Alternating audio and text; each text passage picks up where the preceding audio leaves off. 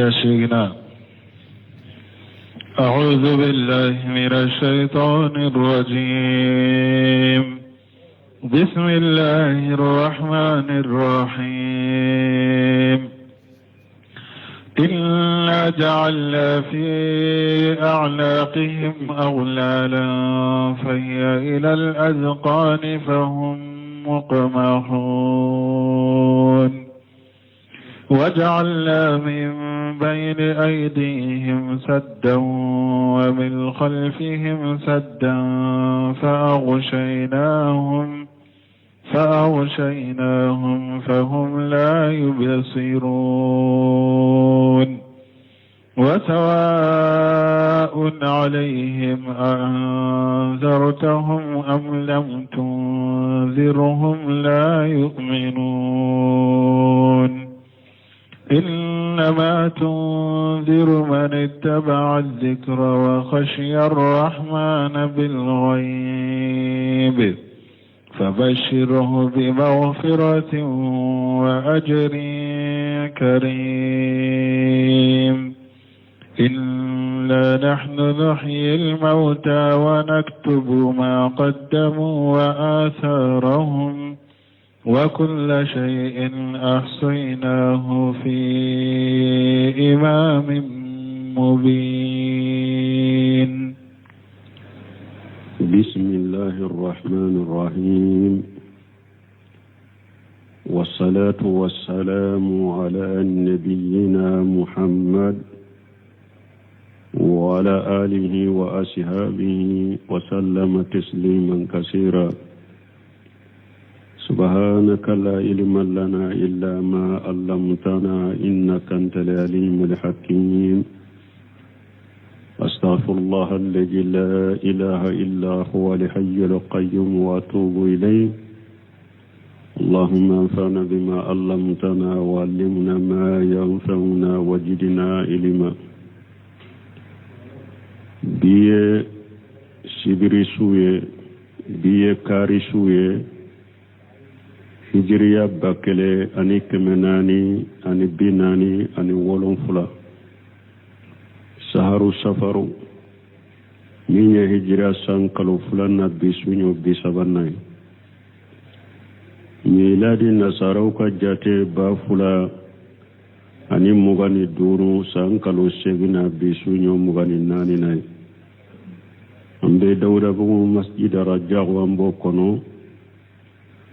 أعوذ بالله من الشيطان الرجيم. إنا جعلنا في أعناقهم أغلالا فهي إلى الأذقان فهم مقمحون. على كو كافرو كو علي نغو جلغو أيودك وكانكرو كو كانسرناي ku bolo fara ɲɔgɔn ka kan kɔrɔ ka nɛgɛ jɔlɔgɔ kɛ k'u ni u kan siri. nɛgɛ jɔlɔgɔ in bonya fɔ a dɔnna u kan kɔrɔ u kan tɛ se ka majigin u b'u kan kɔrɔta ka taa sanfɛ de u b'u kunkolo kɔrɔta ka taa sanfɛ de. o de y'a to a ko fahiya ilali azqan a bɛna fɔ bɔnbɔnkɔlɔ na a bonya kosɔn. فهم مقمحون يكون كروتا لندو كتاسام كبولو دو كان كرو كوسري ني نغجلوغو يه نغجلوغو ينفنا بونيا بي فو بومبو كولون كرو وكون كولو تسيكا سولي ابي كروتا دي وكون كولو كروتا كتاسام وجالنا من بين ايديهم سدا نيبالي لفندو ونيفه ومن قلبهم سدا kabalili fendo bilu kofe fa aqsaynahum nyawdatuhu fahum la yubsiruna ute kandaye sawa alayhim abede kakanunum bolo a anzartahum am lam tunzirhum la yu'minun abede kaku bolo iyu bagabagawo imu bagabagawo nunun telimaniya إنما تنذر من اتبع ذكرى تمامي على كل مغسوق تلي منيا بس على ye fewundo de ke mun donda unu kanda cewlute kanda soro cogosi Allah tigarulu ka kugu kanyana moya ke kafira de ka kasa wulute limaniya o kofe jamakulu fulana minni bagabagali be unnafa ala ye wulu fana fo innama tunziru man ittaba zikra mogo de be bagabaga ni fenye ini min nana mogo de be bagabaga nan ye mogo min tugura kurana ko kele fulana wa ghashiya rahmana bil qaybi awasira alanye asrana alanye dogo fanala asrana alanye dogo fanala fabashiruhu bi maghfirati mogo min fulani la halala lintignal mogo ani sonjay ka kibarani alaka junubu ya fay wa adhin karim ani sara min kabbu ko sobe inna nahnu nuhyi al-mauta inna nahnu nuhyi al-mauta ala qale ala de masay nabe su nyanamaya yawmal qiyamah wa naktubu ma qaddam su uye bara munum bin bara ku bilunye fanambo o sabe uye bara munum bara ku bilunye lagarambo o sabe uye wa asarahum anu uye bara munun nafato ukofe wa kullu shay ahsaynahu fi imamin mubin fingu fimbe bara fitini na kumbaba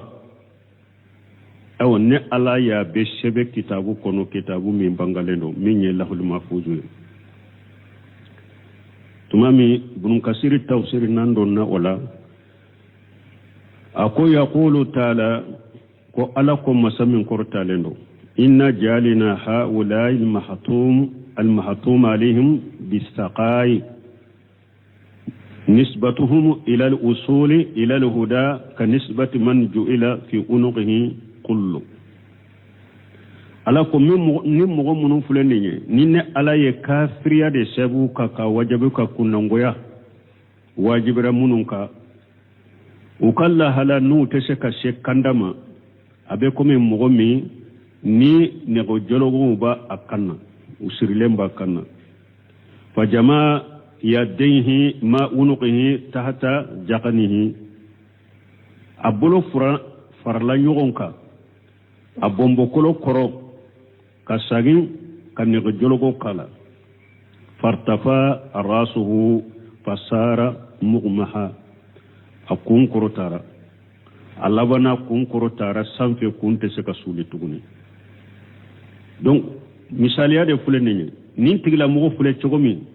ni a sirilen do bolo fula sirilen do kan kɔrɔ fo kan kunkolo korotalen do ka taa sanfɛ n'a tɛ se ka foyi k'a yɛrɛ ye cogo min awa nunu fana u tɛ se ka kanda sɔrɔ cogo de la komi nin bolo sirilen do a kan kɔrɔ cogo min fo kun korota la nɛgɛjɔlɔgɔw b'a la u sirilen do nin bɛ lahala min na dɛ n'a tɛ se ka fɛn ɲɛnabɔ a yɛrɛ ye awa nunu fana tɛ se ka kanda sɔrɔ cogo de la ولهذا قال تعالى نند كوسو على كو مسامن كروتالن فهم مغمهون والمغمه هو رافع راسه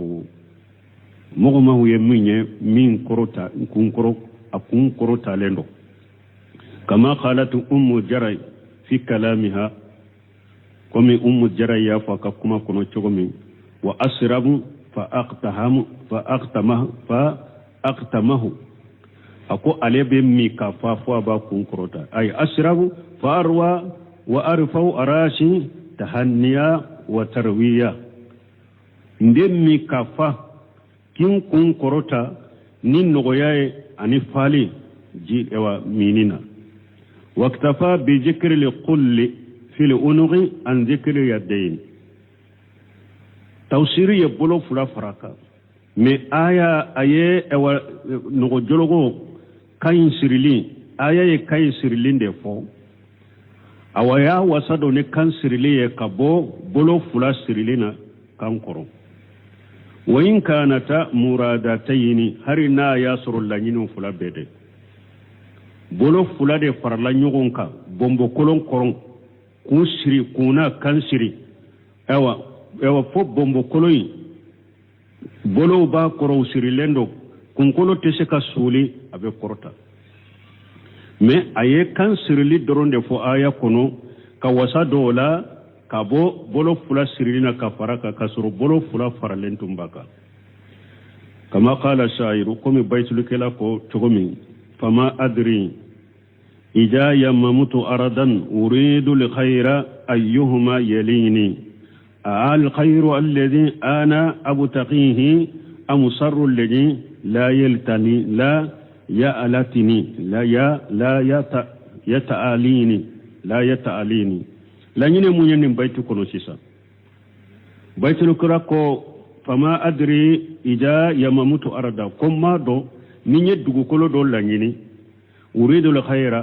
nimbe hera ñini ayyuhuma yalini yala hera anis juguma juma nkasuruna mi aye hera de fo mi ama juguma faraka mi baytul laba juguma faralaka al khayru alladhi ana abtaqihi am sarru kata baytul labana donc baytul laba sarru fora ma baytu folo khayru de fora aye wasado khayru folira kabo sarru folila bon bunkasiru ko ayen fanaye ode faktafa bi dhikri al khayri an dhikri sharri baytu kono ya aya wasado hera folila kabo juguma in folima lamma dalla al kalam wa shiyaq alayhi tumami kuma ani kuma samali ayan kanda katama wa kaja haja awa ko abo chogodela ni aya fana abo chogodela lamma kana al qullu inma yu'raf فيما جمال يدين مال أنغي اكتفى بذكر الأنغي عن اليدين تمامي القل من بدو سري اوا كان تمامي نبولوني كان دي بسري نيغونا بيبو دو او دونندو ولا الايا وسادو كان يسري ليلا كبولو ينتا ينتوي كسرو بولو فلا يفرالندي باكا كومي او دونندو كبا الا مو فوكا فركا بولو فلا فوكا فركا باسكو او دونندو كبا قال مجاهد فهم مغمهون قال رافع رؤوسهم مجاهد كو مغمهون كرمون كو اكون كرتالي وايديهم موضوعة على افواههم فهم مخلولون عن كل غير كو وبولون وكو وكونكو كرتالندو وبولون فنا موضوعة على افواههم وبولون فنا دالم دوكا مخلولون عن كل خير وسرلن كبو هرب بكريما وسرلن كبو هرب بما معنى نونو سرلن كبو هرب ما تشومي دي او الاي كنا نغويا سبي منون فناكا وفنات كندا سرو تشودلا وقوله وجعلنا من بين ايديهم صد قال مجاهد ان الحق نيبالي لفندو بلونيه مجاهد كو نيبالي لفندو بلا اونيتشيا ومن خلفهم صد قال مجاهد أن الحق مجاهد كو وكفلا فنا نيبالي لفندو بلاي مانا نيمبو بالي كتاتشياما فهم يترددون ولوبي تكنا سجد لو تاتشياي وقال قتادة في الدلالات وبفلولا فاقصيناهم أي أقصينا أبصارهم أن الحق ناكو فاقصيناهم مانا نيو داتو فنا كبوتشنا يلما فهم لا يبشرون أي لا ينتفعون بخير ولا يهتدون إليه ناكو أتسراي لا ينموني أتسكو يرين نفاني هيراي أتسكا كندا كتا هيرا فنما وقال عبد الرحمن بن جير بن أسلم جعل الله تعالى هاجا صد بينه وبين الإسلام والإيمان عبد الرحمن بن جير بن أسلم ako ala ye barasi balili fe ko aya don unye uni islamiya ce ani limaniya fahum la yaqlusuna ilayhim ulu teseka se islamiya mo teseka se limaniya ma wa qara aya kala innal ladina haqqat alayhim kalimatu rabbika la yu'minuna walau ja'atuhum kullu ayatin hatta yarawul azab al-alima ayni aya kala alako akonne alaka kuma jangakata kuma itigi alaka kuma sabira mugo mununka ko ulu ya jahannaba daunde ubesa kafiriya de la ulu te limaniya awa nini tamanse nana uluma utelli maniya fonnu yella jaba dimine yen unyana wakati min summa qala kofi alakum summa qala kofi akum man manahu Allah ta'ala la yastatu Abdurrahman ibn Jarir ibn Aslam kofi akoni ala ye mogo min kumantiya cinyama ani kandama ette se ka cinya soro ette se ka cinya soro wa qawlu nako wasawa alaihim a anzartahum am lam tunzirhum la yu'minun ay qad qatama Allah alaihim bidalalati alaye min timme nununka kam min sebe uluka o yefili bantiade فما يفيد فيهم الإنذار ولا يتأثرون به أوا بغلين أتفين نفا نونو مد بغلتين نونو نفا بغلتا نوتو نونو وغير تقدم نزيرها في أول سورة البقرة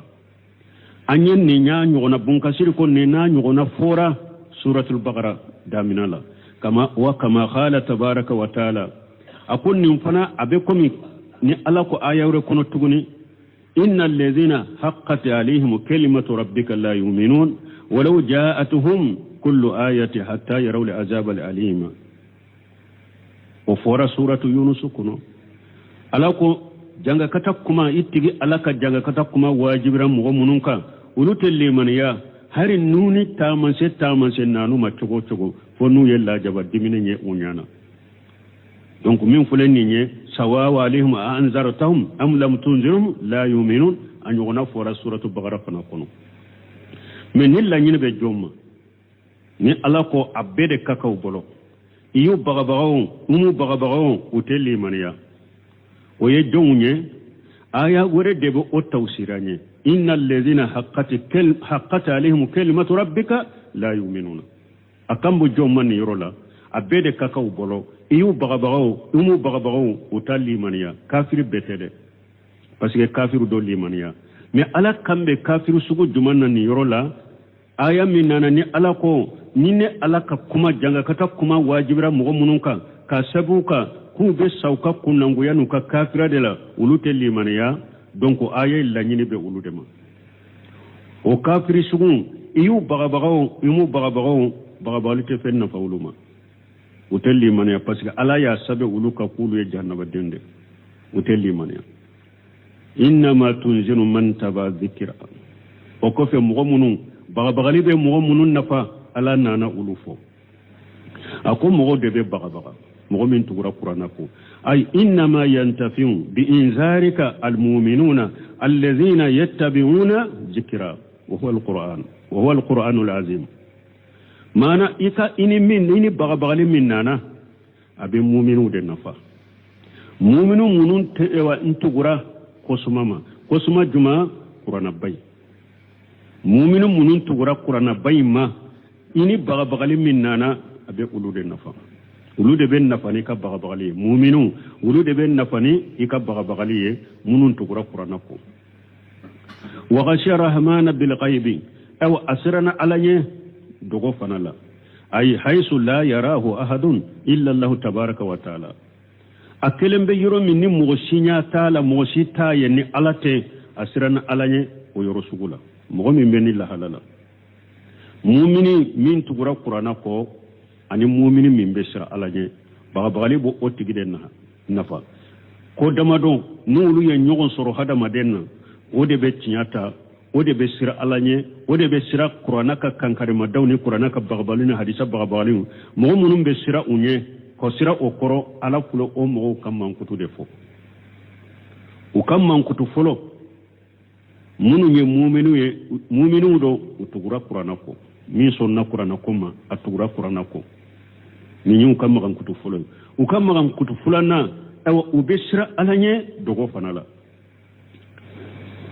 nu kelembe yoromi hari mogo sinya tola danfen sinya tola ube sira alanye parce que ubado ala ko nyabe ulula ulute dogo alala ya'lamu anna allaha muttali'u alayhi wa alimu bima yafaluhu akelembe yoromi ni mogo nyatala ayere bado ko ala be ala nyabe ala abado fana ko abe minke ala bado nin tigile be sira alanye nin be sira alanye dogo nin tigi nin debe bagabagali be nin de nafa qur'ana ka bagabagaliw hadisaw ka bagabagaliw u be nin mogo sugu de nafa de mu'minin min tuguna qur'ana ko mu'minun be sir alanye dogola mais mogo ni mu'mini tem ube mogo na ma so qur'ana ko ma tugu qur'ana ma te barake ni qur'ana e mogo ni akelembe dogola te sir alanye bagabagali te fen nafo ma de fa basirhu bi maghfirati ay li junubihi awa mogo min la halay nin chogoy mogo mi ni alimanani qur'ana e atugura qur'ana ko na be dogola abe sira alanye nin tigla mogo kibariya ka ni sonja ko ala ba ka junubu ya faye wa azrin karim ika kibariya fana ko ala be sarabake ay kabirun washi hasan jamil saramin kabo saramin yurwalendo saramin kanye saramin ce kanye kama qala tabaraka wa taala komini ala ko masami ahera kacha akorta lendo innal ladhina yakhshawna rabbahum bil ghaibi lahum maghfiratun wa ajrun kabir suratul mulk kono ala ko mogo munum be sira utiri alanye dogola ala ka junubu yafa be uluye ani sara min kabbo kosobe summa qala ajja wa jalla o kofe ala ko masamin kabba korta lendo inna nahnu nuhil mauta ako ale ala de be sun yanama ay yawmal qiyama do ale ala de be sun yanama ya wa fihi isharatun ila anna allah ta'ala yuhyi alqalba man yasha min alkuffar kore yawe benni ayala ni ala ko ale ala de be sun yanama ya qiyama ni nye kore ya yiranna ka yiranna ewa ala de be mogo fana ka dusukun yanama ya kafirula mo kafir minya ala jani ka dusukun yanamaya ka bo kafir ya suyala ke ka dusukun bila mu'min ya yanamaya la minya isharai ka yiranna ko ala de be kafir min kadi ala ya bi ka dusukun yanamaya allazina qad matat qulubuhum bidalalati kafir munun dusukun sarani filibantiyai ala besike awa kafir min na diyara ala ya beseka dusukun yanamaya min dusukun sara ni filibantiyai فيهديهم بعد ذلك إلى الحق ودسكون سالم كفي نو في لبنتياي على بوكاندا كتاتشيما كما قال تعالى بعد ذكر قسوة القلوب ومن على يافود دسكون جالون فولي كفي أكو إلم أن الله يحيي الأرض بعد موتها أكو أكادو على دي مساي نابد كولون ينما يا أسالم كفي قد بينا لكم الآيات لعلكم تعقلون على كون على آية بانغاويه pour aka onake sababu ye ana hakili soro tumami alay dusukun yana malin fo suratul hadid kono aya labake munye ako ale ala de du kolo yana maya du kolo salem ko fe awane alay aya bangawuye onake sababu ye ana hakili soro du kolo yana malen ko fe ani ni ala de be sumu yana ma khiyama oye isharai kairana do ni kafir min fana jara alaye i dusukun salen ko fe ni filibantiyaye ala bi dusukun yana ma ni kandai wa qawlu ta'ala ni ala kuma samin kortalenu wa naktubu ma qaddamu ay min al a'mal ala ko kafiru ye mogo ye bara mununke ni ala bu ka bara usabuye o fi qawli ta'ala wa asarahum anu uye bara nyuma munun to kofe wa asarahum min fulani nye kuma fula bala wa asarahum wa fi qawlihi ta'ala wa asarahum qawlani alaka kuma min fulani wa asarahum kuma fula bala ahaduhuma kuma fula indola kele naktubu amalahum allati basaruha bi anfusihim wa asarahum allati asaruha min ba'dihim kuma fulo ne alabu ukabara nyuma usabuye uyereye bara nyuma mununke be usabuye awo uye bara munun fana to ukofe nu mogo wereyun ukabara nunun ta ukofe kan yere na fanu ukabara munun ukofe mbo fana sabuye fanajihim ala zalika aida in khayra fa khairu wa in sharra fa saru uyereye bara nyuma mununke ube sabuye ulu fatulen kofe uye bara munun to ko nu ka bara mugo yu ka bara u cieta u kofe ka bara ke nu ye ni hera don mbo fana sabu ye ni juguman don ban sabu ye ni mogo min ye hera de to i kofe mogo ye hera de ta e bolon ye mogo de kala hera ni kandala o hera ni kanda ye mogo wele kata kanda ni sunnama e fatulen kofe munum bo o kanda sirano tawhidi no sunna bara i kofe a baraji be sima ni hera do a baraji be sima ni e kera weleli kela jugu de fana ka mogo wele kata bidiyaw de ma ka mogo wele kata filibantaw de ma ka mogo wele kata hakrina jugu de ma hari fatulen kofe mogo munum be barake ni o filibanta siranw ye u kofe anu hakrina jugu anu o bidiyaw u be junubu soro a ɲɔgɔnna be sabiye o fana be sabiye parce que de juguma into i kofe ka qawli sallallahu alaihi wasallam nin be komi ciden ka kumala ka tanu na kisi baka man sanna fil islam sunnata hasanata ciden ko ni mo min ye ko nyuma sunna nyuma ni yo oke islamiya ko bidia mo al mawlidi ke bagaw uye subha sugu be nyini ma nye so ni mawlidi la do be ta mawlidi ke uyere be jonkola fore ko mawlidi fulere ko bidia de do ko me bidia nyuma de do do nata ni hadisa kala ko ciden ko man sanna sunnata hasana ku be nin ko kadele ciden ko sunna nyuma da ma fo bidia nyuma e tay bidia de ciden ko man sanna fil islam sunnata hasana ciden ma fo man sanna fil islam bid'atu hasana mo fi yede ako sunna nyuma de sunna nyuma ye munye bara do de do abe islamiya sariya kono akake sunna do akake mogo tunyina na ko e ya nyana maya misalila aw ka dugula misiri tuntu bolo nu be juma sallala e yen na politiki baye yi nyogona na politiki bado i dombaga do ati ale tara ka dugula ka misiri nyuma ko joy ka dia ka dugu mogo ma tuma mi ayo ye a iko karasa yanda koy ayem misiri nyuma min njo sunna ka kada ka mogo ma ayanda herala fo nyere kan ni nyogona jonka mi nka dugula e tara o misiri nyogona jo ka di ka dugu mogo ma parce que iye nin taye o diara ye o kera sababu ye inya bora nin tanyi fe itara nyogona dila donc min fule ka misiri ndila ni e yaye e yinya bora fe kata nyogona dila sunna nyuma e ninde misiri jolite sunna o te dina kono wa sunna nyuma e ninde ciden ka sunna do mogo tunyina na ko e ya nyana maya mogo yaye ela u ko tinyala antun nindo ube antun nyina na ninko u hakili jiginala u fana yake sunna nyuma e ninde parce que hadisa nyere na kunya munye mogo do de nana ciden ma o ya soro tile korotala tile ganfe mustabin nimar ni u ka finu ye u ka finu sogo le ko warani kala finu korolen koso u ka finu be sogo le ko mi warani kala e wa fari kolo tugo u ka bamuru dilole mbula cide nyu ye doro ya do fanta ya be nununa